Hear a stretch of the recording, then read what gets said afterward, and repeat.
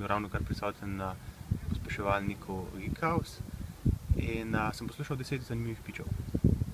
Kakšne so bile težave oziroma kaj si opazil, kaj je najbolj manjkalo, kaj si pogrešal pri predstavitvah?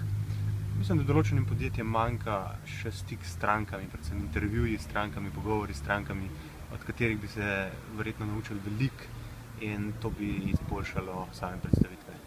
Kateri so bili najpomembnejši konkretni napotki, ki so jih dobili za predstavitev prezentacije, za pripravo prezentacije na demo dnevu?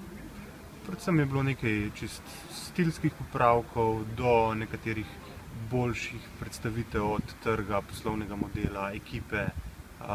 Veliko ekip sestavi prezentacijo tako, da jo zelo zasiči s podatki in pravim, da najboljše prezentacije nastajajo takrat, ko se začnejo stvari brisati, čistiti in takrat se potem pridejo dobri rezultati.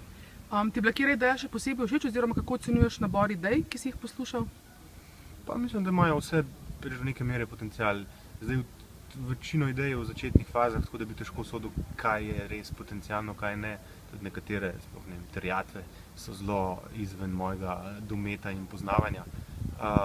Bi pa rekel, da pri vseh je potencial velik, tako da stvar je, koliko bodo znali podjetniki hitro odreagirati in se prilagoditi na probleme in rešitve, ki jih stranke želijo. Če bi probal na skupni imenovalec v bistvu pripraviti najpogostejšo težavo oziroma nek tak issue, ki si ga zaznal praktično pri vseh ekipah, ki so vadile pitche za demo dan, bi bilo to kaj? To, da se ne znajo dovolj pohvaliti sebe. Mislim, da to je sigurno eden izmed skupnih imenovalcev, da pri ekipah so vsi zelo skromni in to bi se lahko kaj naučili tudi od Američanov. Ostali pa tako, ta preprosta prezentacija, zgodba.